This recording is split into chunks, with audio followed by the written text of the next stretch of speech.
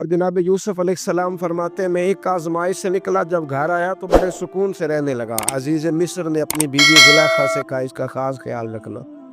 فرماتے ہیں محبت ملنے لگی، پیار ملنے لگا، گھر میں بڑی خوشی سے رہنے لگا، پر اللہ کو کچھ اور ہی منظور تھا۔ آزمائش پر آزمائش ذرا دیکھیے گا، پہلے باپ کا پیار، پھر کنواں، پھر کنویں سے بچ گئے تو مصر کی منڈی۔ فرماتے ہیں وہاں سے میں بچ کے آیا، عزیز مصر کے گھر رہنے لگا، زلیخا فریفتہ ہو گئی، گناہ کی دعوت دینے لگی۔ تو حضرت یوسف نے کہا قال معاذ اللہ، میں اللہ کی پناہ چاہتا ہوں۔ سارے دروازے بند کر کے جب وہ پیچھے بھاگی، اصل حسین وہی شخص ہوتا ہے جو اپنے باطن کے حسن کو بچا لیا کرتا ہے۔ جو سوداگری کرنے لگے وہ تھوڑا حسین ہوتا ہے۔ حضرت یوسف علیہ السلام جب بھاگے تو اس نے پیچھے سے پکڑ کے کرتا کھینچا، کرتا پٹ گیا۔ ابھی آپ دروازے تک پہنچے تھے، عزیز مصر خود آ گیا۔ اس نے آگے کہا یہ کیا ہو رہا ہے؟ تو اس نے مکر کیا، زلیخا نے، کہنے لگی کہ ہونا کیا ہے، اس کو گھر میں رکھ کے پالا ہے، اب جوان ہوا ہے تو معاذ اللہ اس نے میرے طرف دست درازی کرنے کی کوشش کی ہے۔ حضرت یوسف پھر خاموش ہو گئے۔ بھائی بیچ رہے تھے تو پھر بھی خاموش تھے۔ کبھی کبھی کچھ چیزیں خاموش رہ کے سہنی پڑتی ہیں۔ زخم پہ زخم کھا کے جی، خون جگر کے گھونٹ پی، آہ نہ کر لبوں کو سی، یہ عشق ہے کو دل لگی نہیں۔ حضرت یوسف علیہ السلام پھر چپ ہے۔ زلیخا نے بڑی باتیں کی۔ ایک دانا آدمی تھا، قرآن کہتا ہے ایک بولا بولنے والا، ایک عقل مند بولا۔ اس نے کہا دیکھو، نہ زلیخا کی سنو نہ یوسف کی سنو، اگر تو کرتا آگے سے پھٹا ہوا ہے تو پھر غلطی ہے جناب یوسف کی، اور اگر پیچھے سے پھٹا ہے تو پھر زلیخا کی غلطی۔ حضرت یوسف کی معاذ اللہ پھر غلطی۔ تو عزیز مصر نے کرتا دیکھا تو پیچھے سے پھٹا تھا، لیکن امام قرطبی کہتے ہیں وہ کوئی عقل مند آدمی نہیں، وہ تو 4 مہینے کا بچہ تھا، وہ ایک 4 مہینے کا وہ قریب تھا۔ حضرت یوسف علیہ السلام کی گواہی دینے کے لیے اللہ نے اسے زبان دی تھی، زلیخا کے ماموں کا بیٹا تھا، 4 مہینہ کا گہوارے میں لیٹا ہوا، جب بادشاہ سے فیصلہ نہیں ہو رہا تھا اور بادشاہ پریشان تھا عزیز مصر کے کسی کو جا کے بتاؤں گا تو کوئی کیا سوچے گا، اس کے گھر میں کیا کچھ ہوتا ہے۔ کہتے پریشان تھا تو پنگوڑے سے بچہ بول پڑا، کہنے لگا بادشاہ اگر تو کرتا آگے سے پھٹا ہے تو پھر معاذ اللہ غلطی حضرت یوسف کی، اگر پیچھے سے پھٹا ہے تو پھر زلیخا کی۔ تو کرتا پیچھے سے پھٹا تھا، حضرت یوسف کے حق میں گواہی مکمل ہو گئی۔ اب آہستہ آہستہ نا دربار میں محل میں بات پھیلنے لگی، تو بیویاں کہنے لگی اوہو زلیخا تو ایک غلام پہ عاشق ہو گئی ہے، ایک غلام پہ۔ تو زلیخا کہنے لگی تو مجھے میرا محبوب نہیں ڈٹھا۔ یہ رٹے ڈالنے والے دیکھتے نہیں اور دور کھڑے رہ کے کہانیاں سناتے رہتے۔ اس نے کہا تو نے ابھی دیکھا نہیں نا، تو نے ابھی، تجھے کیا پتا ہو کہ ماجرا کیا ہے؟ تو کہنے لگی نہیں تو غلام پہ۔ اس نے کہا چلو تجربہ کراتی ہو۔ ساری عورتوں کو بٹھایا، ہاتھ میں ایک سیب دیا، ایک چھری دی، اور جب پوری تیاری ہو گئی پھل کاٹنے کی عورتوں کی تو جناب یوسف سے کہا ذرا جھلک تو دکھاؤ۔ تو حضرت یوسف نے جب جھلک دکھائی تو قرآن کہتا ہے سیب کاٹنے کی بجائے ہاتھ کاٹ لیے، اور کہنے لگی اوہو یہ کوئی بشر نہیں، یہ تو کوئی فرشتہ ہے، یہ کوئی فرشتہ ہے، یہ تو کوئی اللہ تبارک و تعالیٰ کی طرف سے آنے والا کوئی کرامت والا، عزت والا، شان والا فرشتہ ہے۔ حضرت زلیخا کہنے لگی سمجھ آئی ہے پھر تو مجھ پر شکوہ کرتی تھی۔ تو اب وہ بات بھی آہستہ آہستہ پھیلنے لگی کہ حضرت یوسف علیہ السلام کی غلطی نہیں، غلطی زلیخا کی۔ اب بادشاہ نے زلیخا سے کہا کہ اگر تو میں تیری بات کروں تو تیرے ساتھ میری بدنامی کا بھی ڈر ہے، کیا کرے؟ طے یہ پایا کہ حضرت یوسف کو جیل میں ڈال دیا جائے۔ پہلے بھائیوں کے تھپڑ، پھر کنواں، پھر مصر کی منڈی، پھر زلیخا کا الزام، اور پھر باری آ گئی جیل جانے کی۔ حضرت یوسف علیہ السلام کو جیل میں، کچھ نے لکھا ہے 12 سال جیل میں رہے، جیل میں ڈال دیا۔ حضرت یوسف علیہ السلام جیل میں کیا کرتے؟ بعض فرماتے تبلیغ فرماتے، لوگوں کو اللہ کی توحید کی دعوت دیتے۔ وہاں جیل میں نا ایک شخص نے خواب دیکھا، اس نے دیکھا کہ میرے سر پہ نا پرندے کھا رہے، حضرت یوسف کہنے لگے اس کی تعبیر یہ ہے کہ تجھے قتل کیا جائے گا، تیری لاش کچھ دیر پڑی رہے گی تو پرندے تیرے سر پہ آ کے بیٹھیں گے، یہ تعبیر ہے۔ ایسا ہی ہوا، واقعی وہ شخص قتل ہو گیا۔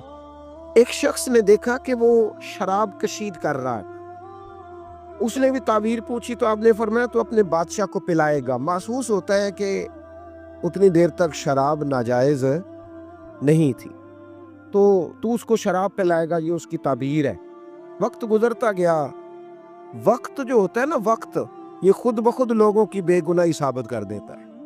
ایک وقت میں نا پراپوگنڈا ہوتا ہے تو ہر آدمی پراپوگنڈے کا شکار ہوتا ہے، پھر جب وقت گزرتا جاتا ہے تو خود بخود وقت کا گزرنا کچھ چیزوں کا خود بخود حل بن جاتا ہے۔ حضرت یوسف علیہ نبینا علیہ الصلوۃ والسلام کو جب 12 سال بیت گئے تو بادشاہ نے، عزیز مصر نے خواب دیکھا۔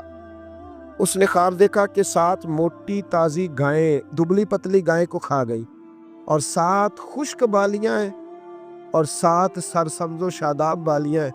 اپنے وزیر سے کہنے لگا کوئی تعبیر والا بندہ ملے۔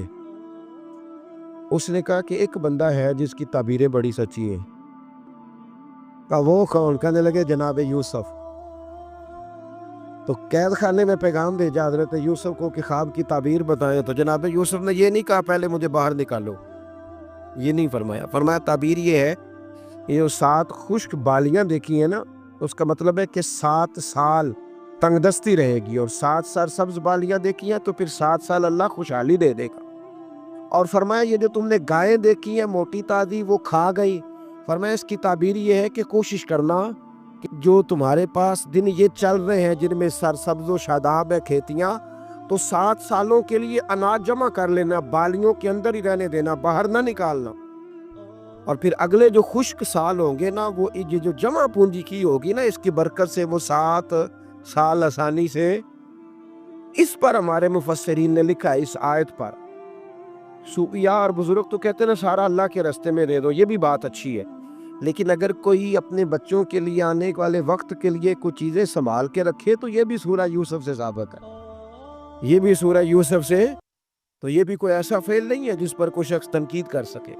آمدام برسر مطلب حضرت یوسف نے جب تعبیر بتائی تو بادشاہ کہنے لگا کہ انہیں باہر نکالو۔ آپ فرمانے لگے میں نہیں نکلتا بھائی، نہیں نکلتا میں جیل سے، یہی ٹھیک ہوں میں۔ آپ کیوں نہیں نکلتے؟ کہنے لگے پہلے اعلان کر کے لوگوں کو بتا کہ میں بے قصور ہوں، وہ جو تو نے پراپوگنڈا کیا نا اپنے منہ سے اعلان کر۔ اس نے جناب زلیخا کو بلایا، ان عورتوں کو بلایا، وہ عورتیں ساری سامنے آئیں، انہوں نے گواہی دی کہ یوسف تو بے گناہ ہیں۔ پر سال کتنے لگ گئے؟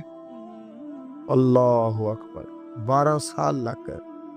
یقین کریں کچھ لوگوں کو یہ ثابت کرنے میں نا کہ میں ٹھیک ہوں زندگی بیت جاتی ہے، اور میں تمہارا خیر کا ہوں زندگی بیت جاتی ہے۔ لوگوں کو ہوش تب آتی ہے جب مزار پر چادر ڈالنے کا ٹائم آ جاتا ہے، ہوش تب آتی ہے، لیکن پھر ہوش کا کوئی فائدہ۔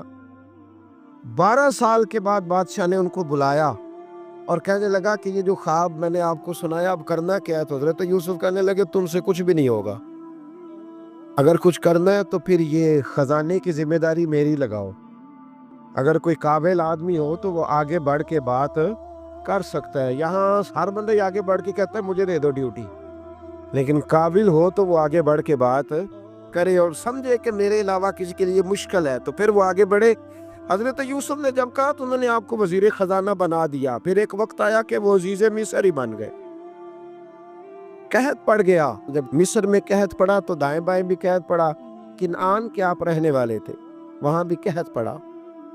حضرت یعقوب بیٹے کی یاد میں رو رو کے تو آنکھوں کی بینائی چلی گئی۔ اور یارو باپ بھی بڑا ہی پیار کرتا ہے، بڑا ہی پیار کرتا ہے، بڑا ہی، پتہ ہے باقی تمہیں تحفے دیتے ہیں، باقی تم سے محبت کرتے ہیں، تو باپ تو بیٹے کو اپنی جوانی دے دیتا ہے، اپنی جوانی اپنے بیٹے کے نام کر دیتا ہے۔ باپ بھی بڑا ہی پیار کرتا ہے سنگیو، کوئی نہیں تول سکتا۔ بچے ایسے گھوم رہے ہوتے ہیں نا ابا جی کے سامنے تو ان کا اٹھنا بیٹھنا چلنا ہی بڑا پیارا لگتا ہے، کہاں آنا جانا ہی بڑا پیارا لگتا ہے۔ باپ کا تو قد روز اونچا ہوتا ہے کہ اللہ نے مجھے لال عطا فرمائے۔ حضرت یعقوب کی آنکھوں کی بینائی چلی گئی رو رو کے۔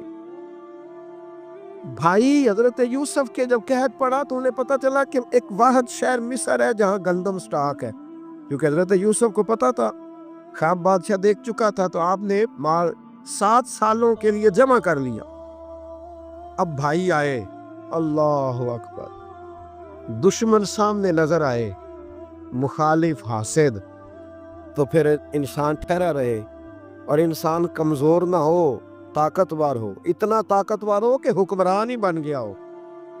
ذرا نبیوں کے حوصلے بھی دیکھنا، پیغمبروں کے حوصلے بھی دیکھنا۔ بھائی آئے، کہا گندم چاہیے، تو جناب یوسف نے اوہو پائیاں جیا ساکھ نہیں کوئی جی وچ خار نہ ہوئے۔ ہاں، اور میاں صاحب فرمایا کرتے تھے پائی پائیاں دیا باواں ہوندے تے پائی پائیاں دے ویری۔ بھائی جیسے ہی داخل ہوئے تو جناب یوسف کی آنکھیں باہر آئی، رو پڑے، او میرے بھائی آ گئے، رو پڑے۔ وزیر مشیر دائیں بائیں دیکھتے ہیں کہ حضرت یوسف وہ کیا ہوا، رو پڑے اور بھر بھر کے گندم دی، اس کو اشارے کرتے چل تھوڑی اور ڈال دے، چل تھوڑی اور ڈال دے۔ جب بھائیوں کو دے چکے تو پھر فرمانے لگے کہ شاید اس سے گزارا نہ ہو، ضرورت پڑی تو دوبارہ بھی آ جانا۔ اپنی قوم کو ترس دے رہے تھوڑا تھوڑا کھاؤ، ان بھائیوں کو کہتے ضرورت پڑی نا آ جانا دوبارہ۔ اور کہنے لگے تمہارا ایک اور بھائی بھی ہے، کہاں ہے؟ بنیامین نام ہے، فرمایا ہو سکے تو اسے بھی لے آنا۔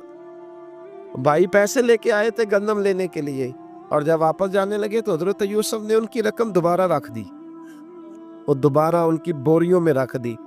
گھر جا کے انہوں نے کھولی تو گندم بھی تھی اور پیسے بھی تھے۔ اب بھائیوں سے پیسے تھوڑی وصول کرنے، جا کے اپنے والد سے کہنے لگے ابا بادشاہ بڑے دیکھے ہیں پر اس میں کوئی خوشبو دیکھی، تو اس نے کہا ہے کہ اپنے دوسرے بھائی کو بھی لے کے آنا، تو بنیامین کو لے جائیں۔ حضرت یعقوب فرمانے لگے پہلے بھی تم پہ بھروسہ کر چکا ہوں، بار بار نہیں کروں گا، یوسف گوا چکا ہوں۔ پوتے بول پڑے، کہنے لگے دادا جی آپ تو ہر وقت یوسف یوسف ہی کرتے رہتے۔ انہوں نے ضد کی، اصرار کیا، تو جناب بنیامین کو ساتھ وعدہ لے